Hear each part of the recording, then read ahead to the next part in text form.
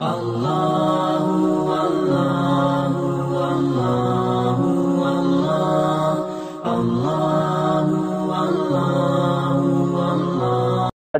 کی طرف آئیں گے۔ افطار میں جیسے میں نے آپ کو بتایا کہ اس کا کوئی اذان سے تعلق نہیں ہے کہ پہلے اذان ہو پھر ہم افطار کریں، آپ جیسے وقت ہو افطار کر لیں،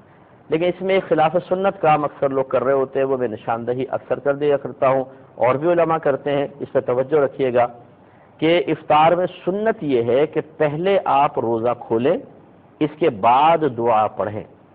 ہمارے ہاں پہلے دعا پڑھتے ہیں، اور اس کی بڑی وجہ یہ ہوتی ہے کہ اکثر چینلز پہ لگا دیتے ہیں، سلائیڈ ہوتی ہے یا مطلب وہ ٹیکسٹ لکھا ہوتا ہے روزہ کھولنے کی دعا۔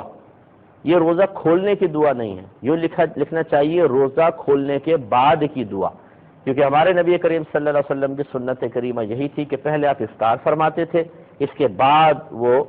دعا پڑھتے تھے۔ لہذا جو روزہ کھولنے کی دعا جس کو آپ کہتے ہیں اسے افطار کر لینے کے بعد پڑھیں گے، نہ یہ کہ پہلے اس کو پڑھ رہے ہیں کھجور ہاتھ میں لے کے پھر منہ میں کھجور رکھ رہے ہیں، یہ خلاف سنت طریقہ ہے۔ اور ہمیں کوشش یہ کرنی چاہیے کہ رمضان میں ہر موقع پر سنت کا لحاظ کریں تاکہ زیادہ سے زیادہ ثواب ملے، کہ میرے آقا صلی اللہ علیہ وسلم کے فرمان ذیشان کے مطابق